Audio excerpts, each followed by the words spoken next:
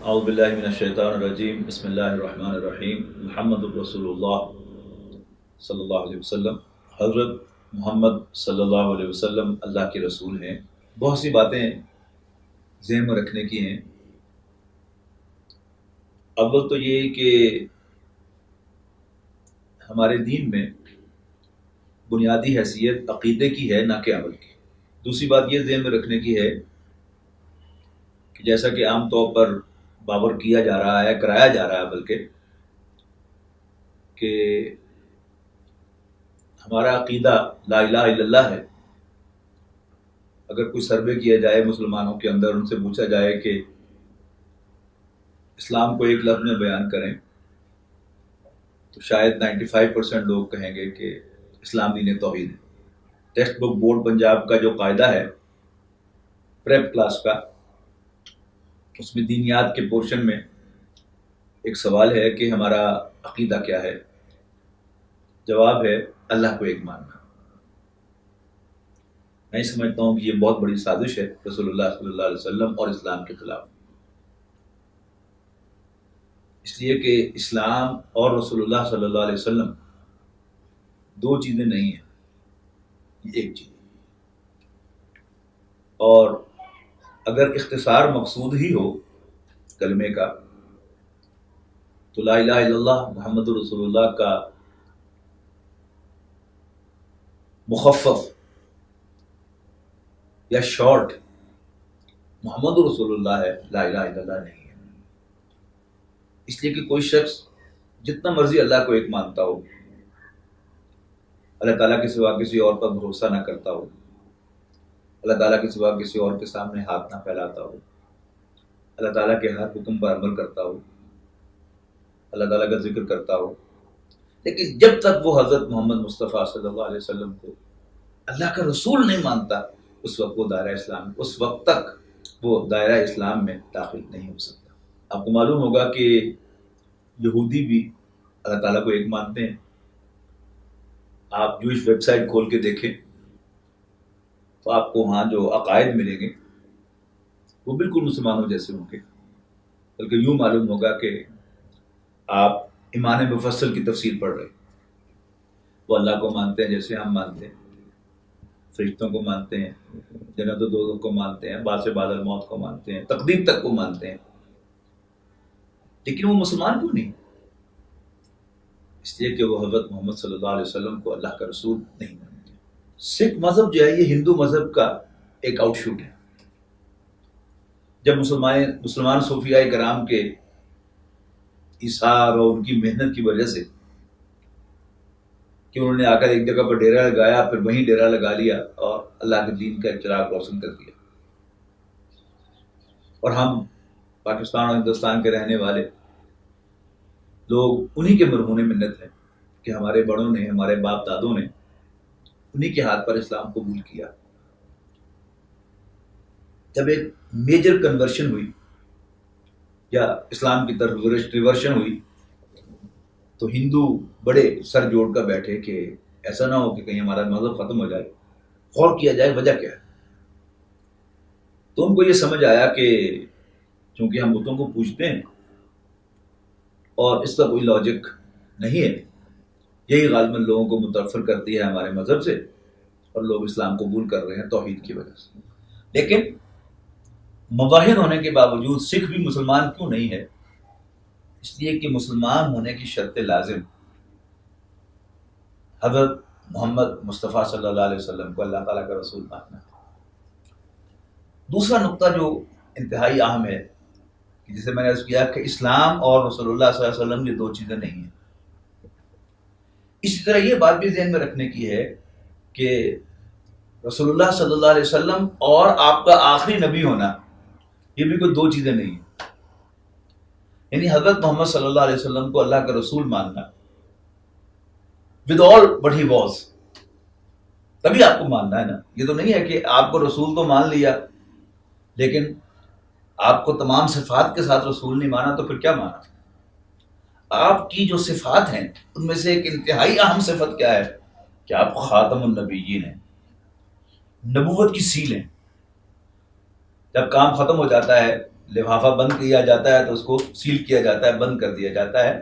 تو اللہ تعالیٰ نے نبوت کا جو ایک دروازہ کھولا ہوا تھا رسول اللہ صلی اللہ علیہ وسلم کی آمد کے بعد اس کو سیل کر دیا، تو آپ خاتم النبیین ہو گئے.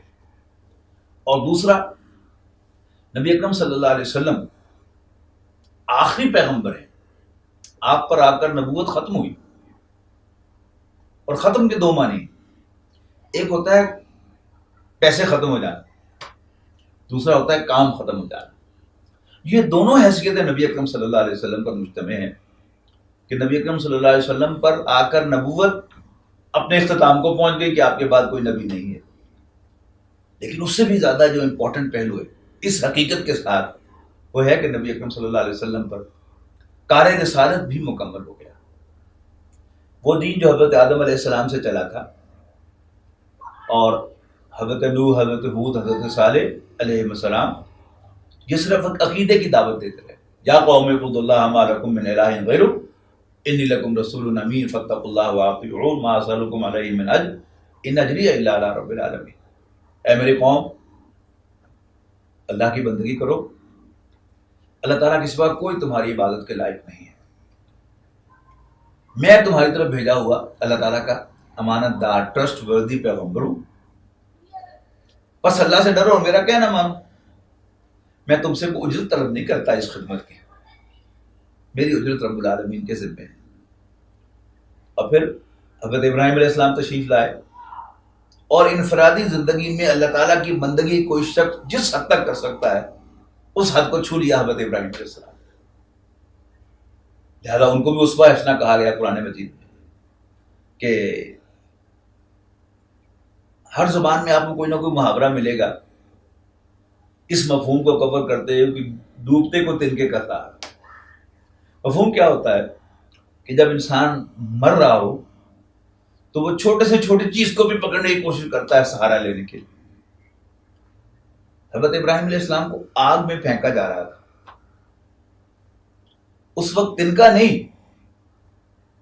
اللہ تعالیٰ کا سب سے جلیل القدر فرشتہ جبرائیل آیا علیہ السلام حضرت ابراہیم علیہ السلام سے پوچھنے کے لیے کہ میں ہیلپ سر.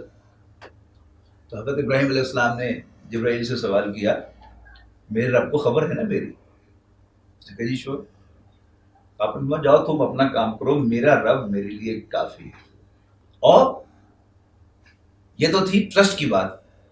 دوسرا، غلامی کا دوسرا تقاضا کیا ہے کہ اپنے آقا کا ہر حکم بلا چون و چرا مانا جائے. اللہ تعالیٰ نے کون سا حکم نہیں دیا حضرت ابراہیم علیہ السلام کو؟ 86 سال کی عمر میں بیٹا دیا. اب بڑھاپے کی اولاد پیاری ہوتی ہے، پوتے اور نواسے بھی اپنے بچوں سے زیادہ پیارے ہوتے ہیں. اور جس کو اولاد ہی ملی ہو 86 سال کی عمر میں، آپ اندازہ لگا سکتے ہیں کہ کتنی دفعہ اس کی بلائیں لیتے ہوں گے، کتنی دفعہ اس کو گلے لگاتے ہوں گے. اچانک حکم دیا ماں بیٹے کو چھوڑ کر چلے جاؤ، چلے گئے. اللہ تعالیٰ سے یہ نہیں کہا کہ اگر اجازت ہو تو میں بچے کو ایک دفعہ کس کروں، گلے مل تو لوں. اور پھر جب بیٹا باپ کے ساتھ دوڑ دھوپ کے قابل ہو گیا، اور یہ بڑا اہم ایشو ہوتا ہے. کوئی شخص دکاندار ہے، صبح سے لے کر رات گئے تک دکان پر بیٹھنا پڑتا اس کو، یا اس کا کوئی بزنس ہے، لوہار ہے، ترخان ہے، یا اور کوئی سروسز وہ دیتا ہے. جب اس کا بچہ اس کے ساتھ ہاتھ بٹانے لگتا ہے تو باپ ریلیکس ہو جاتا ہے. اور آپ نے دیکھا ہوگا کہ جب ایسا بیٹا اللہ تعالیٰ لیتا ہے کہ جو باپ کا دست و بازو بن چکا ہو، وہ پھر باپ کی کمر توڑ دیتا ہے. تو قرآن مجید نے نقشہ کھینچا ہے سورہ صافات میں باقاعدہ، فلما بلغ معہ السعی، کہ جب اسماعیل علیہ السلام اپنے والد ابراہیم علیہ السلام کے ساتھ دوڑ دھوپ کے قابل ہو گئے تو انہوں نے کہا بیٹا میں خواب میں دیکھتا ہوں کہ میں تمہیں ذبح کروں. تو یہ نہیں کہا کہ اللہ میں دیا کیوں تھا جو لینا تھا تو میرے بیٹے کا خون لے کے کیا کرے گا. بس حکم ہے، سر تسلیم خم ہے، جو مزاج یار میں آئے وہ کر کے دکھا دیا. اس کے بعد پھر حضرت ابراہیم علیہ السلام کے بھتیجے حضرت لوط علیہ السلام، یہاں سے نہیں عن المنکر کا آغاز ہو گیا کہ معاشرتی برائیوں کو وہ اس بنیادی پیغام کے ساتھ جو حضرت نوح، حضرت ہود اور صالح لے کر آئے تھے، حضرت لوط علیہ السلام نے اس معاشرتی برائی کو بھی ٹچ کیا اور لوگوں کو واضح الفاظ میں اس سے منع کی۔ اس کے بعد حضرت شعیب علیہ السلام وہ مدین کی طرف بھیجے گئے، اور مدین دو تجارتی راستوں کے سنگم پر واقع تھا، اور ہر چاروں طرف سے جو مال آتا تھا انہوں نے اپنی منڈی وہاں بنا لی تھی، دکانیں وہاں بنا لی تھی، وہ لے کر، اور پھر باقی تینوں طرف کے لوگ جو تھے وہ وہاں سے مال لے کے جاتے تھے۔ اب چونکہ ایک منوپلی حاصل تھی، لہذا جب چوائس ہوتا ہے گاہک کے پاس تو پھر وہ ذرا گھوم پھر کے دیکھ لیتا ہے کہ جہاں سے صاف ستھرا اور بغیر ملاوٹ کے مال ملے وہ لیتا ہے، لیکن جب چوائس ہی نہ ہو پھر وہ مجبور ہوتا ہے کہ معلوم بھی ہے کہ یہ ناپ تول میں کمی ہے یا ملاوٹ ہے، وہ لیتا ہے وہاں سے۔ تو حضرت شعیب علیہ السلام نے اس بنیادی دعوت کے ساتھ اس کو بھی ٹارگٹ کیا کہ یہ حرکت نہ کرو۔ حضرت موسیٰ علیہ السلام فرعون کی طرف بھیجے گئے۔ فرعون اور آل فرعون نے بنی اسرائیل کو اپنا غلام بنا رکھا تھا، لہذا پہلی ملاقات میں حضرت موسیٰ علیہ السلام نے فرعون سے کہا ارسل معنا بنی اسرائیل کو ہمارے ساتھ بھیج۔ اور اس کے بعد پھر جب اللہ تعالیٰ نے معجزانہ طور پر بنی اسرائیل کو آزادی دے دی تو حضرت موسیٰ علیہ السلام کی دوسری بعثت، یعنی آپ کی پہلی بعثت فرعون کی طرف اور دوسری بعثت بنی اسرائیل کی طرف سے، اب وہ فور فرنٹ پر آئی تو دوبارہ بلایا گیا اوپر اور تورات عطا فرمائی گئی۔ اب تورات ملی، حکم ہوا کہ اب اسے اپنے ہوم لینڈ، جو اصل ہوم لینڈ تھا بنی اسرائیل کا، ان کا وطن فلسطین تھا، اس شہر کو فتح کرو اور وہاں جا کر اس تورات کو نافذ کرو۔ قوم نے انکار کر دیا۔ حضرت موسیٰ علیہ السلام، حضرت ہارون علیہ السلام کا وہیں انتقال ہو گیا صحرا میں۔ اس کے بعد حضرت یوشع بن نون کی قیادت میں فوج نے وہ جنگ کی اور شہر کو فتح کیا اور اسلامی حکومت قائم کی فلسطین میں۔ اس کے بعد حضرت عیسیٰ علیہ السلام کی تو حیثیت بڑی واضح قرآن مجید نے بیان کر دی ہے کہ وہ ایک برج تھے حضرت موسیٰ علیہ السلام اور رسول اللہ صلی اللہ علیہ وسلم کے مابین۔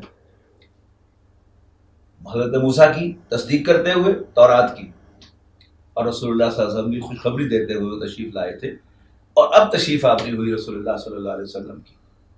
یعنی وہ جو بنی اسرائیل میں کمی تھی تو شریعت انہیں بھی دی گئی تھی، دین انہیں بھی دیا گیا تھا، لیکن انہوں نے حضرت موسیٰ علیہ السلام کو رسپونڈ نہیں کیا اور جنگ کے لیے ہمت نہیں کی، جبکہ حضرت محمد صلی اللہ علیہ وسلم، اللہ کے رسول صلی اللہ علیہ وسلم کے ساتھیوں نے آپ کو رسپونڈ کیا۔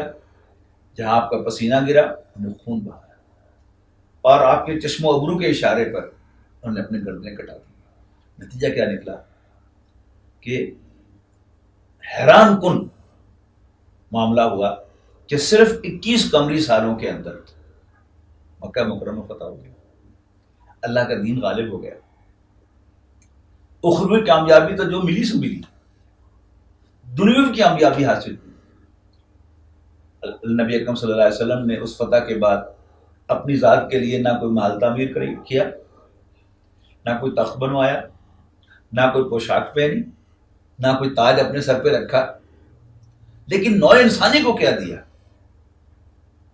چشم فلک نے دیکھا کہ لوگ زکوٰۃ لے کر پھرتے رہے گلیوں میں، کوئی زکوٰۃ وصول کرنے والا نہ ملا، اور نبی اکرم صلی اللہ علیہ وسلم کی اس پیشین گوئی کو بھی تاریخ نے رجسٹر کیا کہ ایک شخص صنعاء سے حضرہ موت تک جائے گا، اسے اللہ کے سوا کسی کا خوف نہیں ہوگا۔ ایک عورت نے سفر کیا اور کوئی اس کی طرف دیکھ بھی نہیں سکا۔ وہ معیارات سیٹ کیے نبی اکرم صلی اللہ علیہ وسلم کے خادموں نے، آپ کے غلاموں نے، کہ جن کو آج تک نوع انسانی چھو نہیں سکی ان سٹینڈرڈز کو، اتنے ہائی سٹینڈرڈز آپ نے قائم کیے۔ حضرت عمر رضی اللہ تعالیٰ عنہ کا دور خلافت مساوات کا وہ لیول بتایا کہ جس کو سن کر انسان حیران ہوتا ہے کہ آپ سرکاری سفر کرتے ہیں مدینہ منورہ سے فلسطین تک ایک خادم اور ایک سواری کے ساتھ، اس انڈرسٹینڈنگ کے ساتھ کہ ایک منزل پر میں سوار ہوں گا، تم پیدل چلنا نکیل پکڑ کر، تو اگلی منزل پر تم سوار ہوگے، میں پیدل چلوں گا۔ ایسا ہی ہوا، اور اتنی بڑی سلطنت کے فرمانروا عمر بن خطاب رضی اللہ تعالیٰ عنہ خطبہ دے رہے ہیں، ایک عام مسلمان کھڑا ہو جاتا ہے، لا سمع ولا طاعہ، کلمہ بغاوت بلند کرتا ہے، ہم آپ کی بات نہیں سنیں گے، نہ مانے. خطبہ رک گیا, کوئی سپاہی نہیں آیا اس کو باہر نکالنے کے لیے مسجد سے, کسی نے اسے پکڑ کر بٹھانے کی کوشش نہیں کی, چپ کرانے کی کوشش نہیں کی. سوال کیا حضرت عمر رضی اللہ تعالیٰ عنہ نے, ہاں بھائی کیا مسئلہ ہے, کیوں؟ اس نے کہا آپ نے کرتا جو پہنا ہے یہ تو ان چادروں سے بنا ہے جو مال غنیمت میں آئی تھی. اس چادر کا جو ٹکڑا مجھے ملا تھا اس سے میرا کرتا تو بنا نہیں. آپ تو ہیں بھی لمبے قد کے, معلوم ہوتا ہے آپ نے خیانت کی ہے, لہٰذا ہم خائنات کی آدمی کی بات نہ سنیں گے نہ مانیں گے. حضرت عمر نے اپنے بیٹے عبداللہ سے کہا کہ بیٹا وضاحت کرو. انہوں نے وضاحت کی کہ ایک ٹکڑا مجھے ملا تھا, ایک ابا جی کو, میرے ٹکڑے سے میرا کرتا نہیں بنتا تھا, لہذا میں نے اپنا ٹکڑا ابا جی کو دے دیا, ان کا کرتا بن گیا. تو وہ کہنے لگا وہ عام مسلمان, کسی پارلیمنٹ کا رکن نہیں تھا, مجلس شورا کا رکن نہیں تھا. الان نسمع و نطیع, اب ہم آپ کی بات سنیں گے اور مانیں گے. پھر یہ کہ اس نوع انسانی میں, اس گلوب پر اب جو آئیڈیل سسٹم دنیا میں چل رہے ہیں, یعنی یورپ میں, کینیڈا میں ویلفیئر کا نظام ہے, اس کے موجد حضرت عمر ہیں کہ ہر شخص کی بنیادی ضرورتیں ریاست کے ذمے ہیں. پھر اسٹیٹ کا جو تصور حضرت عمر رضی اللہ تعالیٰ عنہ نے دیا ہے کہ جوڈیشری علیحدہ ہو, اس کے موجد حضرت عمر ہیں. آپ نے قاضی کا عہدہ بنایا اور اس قاضی نے حضرت عمر کو بھی سمن کیا, آپ پیش ہوئے اس کی عدالت. آپ نے مجلس شورا بنائی, مقننہ علیحدہ کر. تو اس نوع انسانی کو اسٹیٹ کرافٹ بھی نبی اکرم صلی اللہ علیہ وسلم کے خادموں نے دیا, اور ہائیسٹ اسٹینڈرڈ جو تھے وہ بھی انہوں نے قائم کیے. تو جو اللہ تعالیٰ کی طرف سے نوع انسانی کی رہنمائی کا کام تھا وہ نبی اکرم صلی اللہ علیہ وسلم پر آ کر مکمل ہو گیا. اللہ تعالیٰ نے آپ کو الہدا, ہدایت دے کر بھیجا, اور سچا دین یعنی دین اسلام دے کر بھیجا. لیظہرہ علی الدین کلہ, تاکہ اس دین کو نبی اکرم صلی اللہ علیہ وسلم پورے نظام زندگی پر غالب کر دیں. تو جزیرہ نما عرب کی حد تک آپ نے غالب کر کے دکھایا, اور باقی کام اب چھوڑ دیا امت پر. فلیبلغ الشاہد الغائب. حجۃ الوداع کے موقع پر فرمایا کہ جو یہاں موجود ہیں یہ ان کی ذمہ داری ہے کہ اس پیغام کو ان تک پہنچا دیں جو یہاں موجود ہیں. تو حضرات میں اور آپ جو آج مسلمان ہیں, کس کی ہے تو اللہ تعالیٰ کی مہربانی, لیکن محنت کس کی لگی ہے اس میں؟ صحابہ کی, تابعین کی, تبع تابعین کی, اور بعد میں آنے والے ہمارے اسلاف کی, جنہوں نے یہ دین ہم تک پہنچایا ہے. تو رسول اللہ صلی اللہ علیہ وسلم رسول تو تھے ہی, لیکن اس رسول میں آپ کی جو صفات ہیں ان میں ایک اہم صفت ہے کہ آپ آخری رسول ہیں, آپ کے بعد کوئی رسول نہیں ہے. نبی اکرم صلی اللہ علیہ وسلم پر آ کر نبوت اور رسالت مکمل ہوئی, اور اگر کوئی شخص ان دو کو علیحدہ کرنا چاہتا ہے کہ اللہ کے رسول اور ہیں اور ختم نبوت اور آخری رسول اور ہیں, تو اس کے لیے نہ اس کے پاس کوئی دلیل ہے, اور نہ یہ بات جو ہے یہ مطابق واقعہ ہے. نبی اکرم صلی اللہ علیہ وسلم اللہ کے رسول تھے اور وہ آخری رسول بھی تھے. تو رسول اللہ صلی اللہ علیہ وسلم کے بعد کسی اور کو رسول ماننا گویا نبی اکرم صلی اللہ علیہ وسلم کی جو اللہ تعالیٰ نے خاص حیثیت رکھی ہے اس کا انکار کرنا ہے. تو گویا اصل میں اللہ کے رسول صلی اللہ علیہ وسلم کو رسول ماننے ہی سے انکار کرنا ہے. یعنی یہ بات میں وضاحت اس لیے کر رہا ہوں کہ بعض لوگ یہ شوشہ چھوڑ رہے ہیں کہ نبی اکرم صلی اللہ علیہ وسلم کو اللہ کا رسول ماننا جو ہے وہ دین کا تقاضا ہے, اور ان کو خاتم النبیین ماننا یا آخری رسول ماننا جو ہے یہ دین کا تقاضا نہیں ہے. یہ بے بنیاد بات ہے. یہ ایک پورا, جسے آج کل اصطلاح استعمال کرتے ہیں پیکج کی. تو نبی اکرم صلی اللہ علیہ وسلم کی رسالت کا جو پیکج ہے اس کے یہ دو حصے ہیں. نمبر ایک, نبی اکرم صلی اللہ علیہ وسلم اس سلسلہ رسالت کے آخری رسول ہیں, اور آپ کو جیسے رسول ماننا ضروری ہے ایسے نبی اکرم صلی اللہ علیہ وسلم کو آخری رسول ماننا بھی ضروری ہے. اللہ تعالیٰ سے دعا ہے کہ اللہ تعالیٰ ہمیں اس نقطے کو سمجھنے اور باقی لوگوں کو بھی سمجھانے کی توفیق عطا فرمائے. آخر دعوانا الحمدللہ رب العالمین.